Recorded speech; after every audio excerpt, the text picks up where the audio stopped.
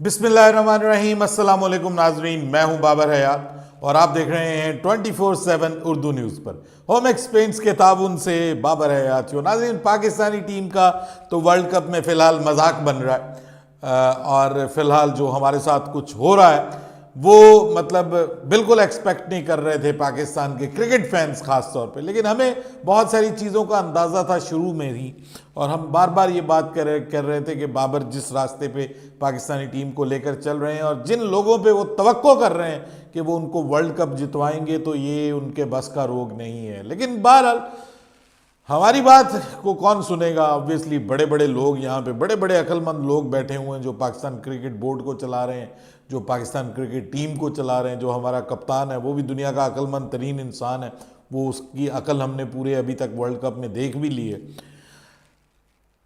गुज़िश्ता रोज़ उन्होंने जो है वो प्रेस कॉन्फ्रेंस का भी में तशरीफ़ लाए, बज़ाते ख़ुद तशरीफ़ लाए। मुंह लटका हुआ था, उनकी परेशानी थी चेहरे के ऊपर ऑब्वियसली कि जी हम बहुत हर्ट हो गए हैं, बड़ा हमें दुख पहुंचा है और पाकिस्तान की टीम को बड़ा दुख पहुंचा है। एटीट्यूड नहीं है, कहते हैं हमारी टीम के अंदर एटीट्यूड नज़र नहीं आ रहा कि ये हमारी टीम कुछ परफॉर्म करे, कुछ करके दिखाए। फील्डिंग हम अच्छी नहीं कर रहे, बैटिंग में हम 10-15 रन शॉर्ट रह गए। मैं अक्सर आपको बताता हूँ कि हमारा जो स्टाइल ऑफ क्रिकेट है ना व्यूअर्स, वो ऐसा है कि उसमें अक्सर हमारा कप्तान यही कहता है at the end of the day कि we were 20 run short, we were 30 run short. उसकी वजह ये कि हम एक लिमिट बना के दिमाग में चलते हैं कि ये पिच है, इसके ऊपर हम 280 बना लेंगे तो ठीक हो जाएगा, ठीक है, और ये हमारे लिए ठीक हो जाएगा। और बाद में पता चलता है कि भाई ये 280 की पिच तो थी नहीं, ये तो 300 की पिच थी, इसमें मिनिमम 300 बनने चाहिए थे। और वो हमारा काम, वहाँ पे हमारा काम ख़राब हो जाता है और वो कहते हैं कि हम इतने रन शॉर्ट थे एंड दैट्स इट। और बाबर आजम ने भी यही कहा कि हम 15-20 रन हम शॉर्ट थे। और फिर उन्होंने कहा हमारे स्पिन बॉलर्स जो हैं उन्होंने अच्छी बॉलिंग नहीं की, वो 4-5 मिडल ओवर्स में अच्छे ओवर जाते, कुछ प्रेशर जनरेट होता, प्रेशर भी जनरेट नहीं हुआ। सहाफियों ने पूछा कि इसकी वजह क्या है, तो वो उन्होंने बिल्कुल कोई उसका जवाब नहीं दिया। और फिर सहाफियों ने पूछा कि हम आपसे अब आगे क्या तवक्को रखें, मतलब ये सोच रहे हैं कि अभी ये ख़त्म होगी कहानी पाकिस्तान की वर्ल्ड कप में, यानी जितना बुरा टीम खेल रही है क्या पाकिस्तान के क्रिकेट फैंस कोई तवक्को रखें। तो पहली बार तो वो वैसे ही जवाब गोल कर गए, कोई और उन्होंने जवाब दे दिया। दूसरी बार फिर जो है वो सहाफ़ी जियो के अब्दुल माजिद भट्टी साहब, उन्होंने पूछा, उन्होंने कहा कि बाबर आपसे फिर यही सवाल पूछ रहे हैं कि कोई आपकी उम्मीद है कि हम, तो उस पर उन्होंने कहा जी क्रिकेट है, इसमें कुछ भी हो सकता है, तो हम पूरी कोशिश करेंगे अपनी बेस्ट क्रिकेट खेलें। तो मैं उनसे सिर्फ ये पूछना चाहता हूँ कि क्या अभी तक ये जो आपने क्रिकेट खेली है, अगर ये आपकी बेस्ट क्रिकेट है तो फिर आप भाई हमें अब इनकार ही समझे।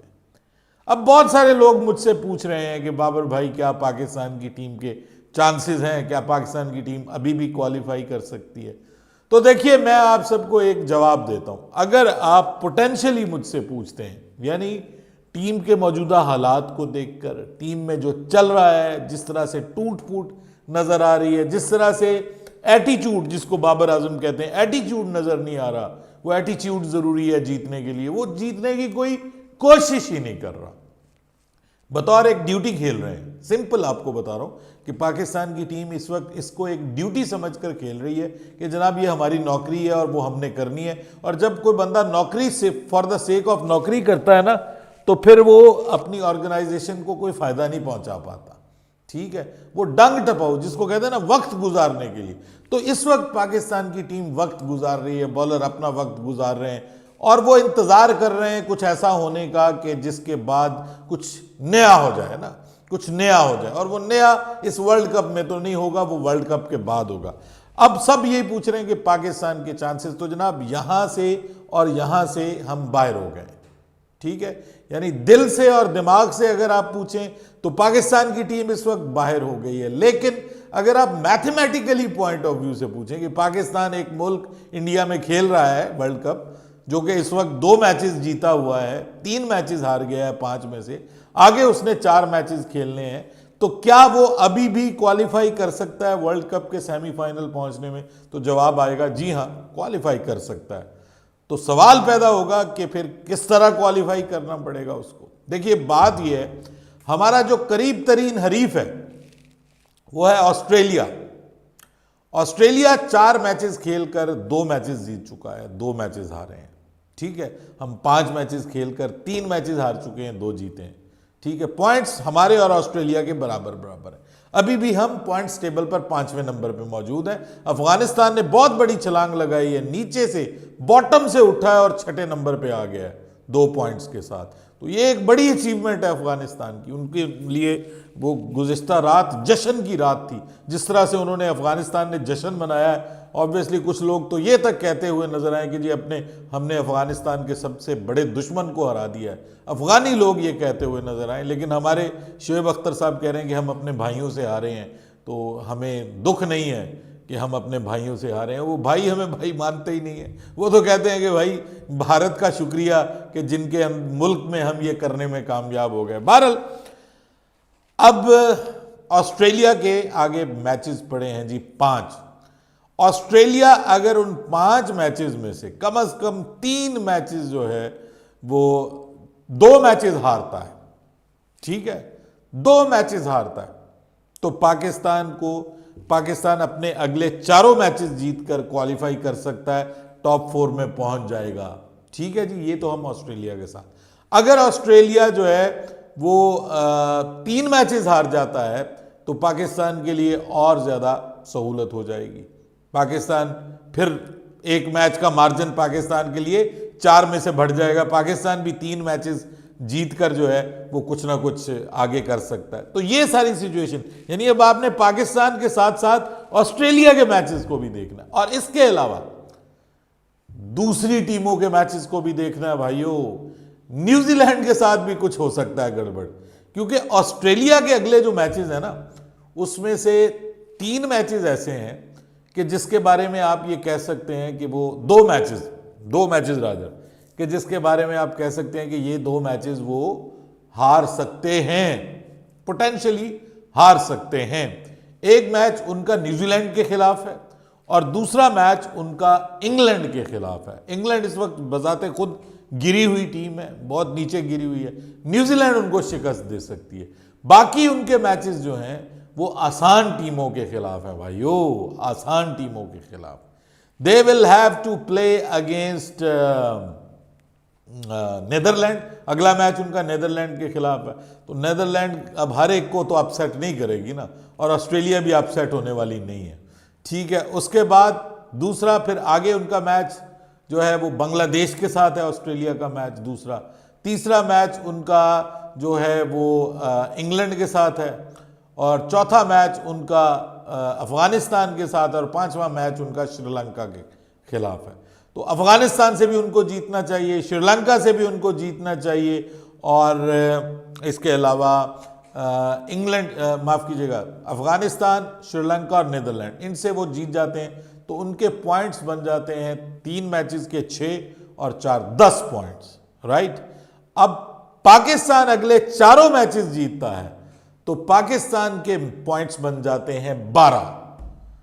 तो इस तरह से पाकिस्तान क्वालिफाई कर सकता है, नंबर 1 सिनेरियो।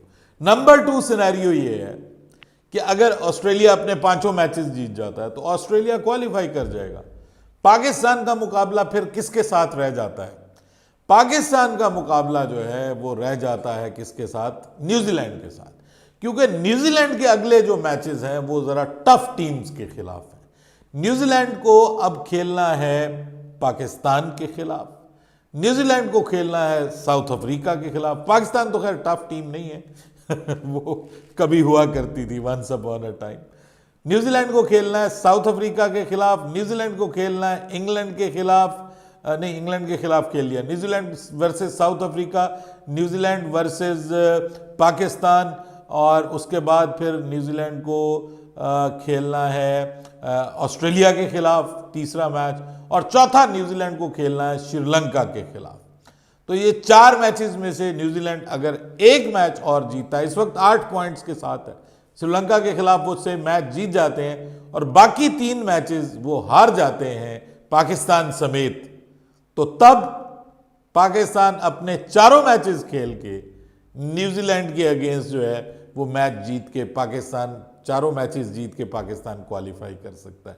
तो ये सिनेरियो है। अब हमें नजर ये है कि वो इफ्स एंड बट्स पे हम आ गए हैं कि पाकिस्तान को सबसे पहले ये करना है कि अपने चारों मैचेस जीतने, जीत के 12 पॉइंट्स पे आना है, और फिर ये ट्राई करनी है कि जो चौथी टीम के लिए, मतलब 3 टीमें ऐसी होनी चाहिए कि जो 12 पॉइंट से ज्यादा पॉइंट्स की हो, और बाकी जो टीम है वो 10 पॉइंट वाली हो, एक टीम 10 पॉइंट वाली हो, तभी पाकिस्तान 12 पॉइंट्स लेकर सेमीफाइनल के लिए क्वालिफाई कर सकता है। अब पाकिस्तान को करना क्या चाहिए भाई? हम हार तो गए हैं, हम हार तो गए हैं, हम जलील भी हो गए, रुसवा भी हो गए। अब कोई बेखौफ क्रिकेट ही खेल लो यार, कोई टेंशन से निकल के क्रिकेट खेल लो। खुदा के लिए कोई 2 बंदों को किसी तरह अंदर ले आओ, जमान खान को अंदर ले आओ, अबरार अहमद को अंदर ले आओ, किसी तरह से जो भी किसी को इंजर करना पड़ता है करो।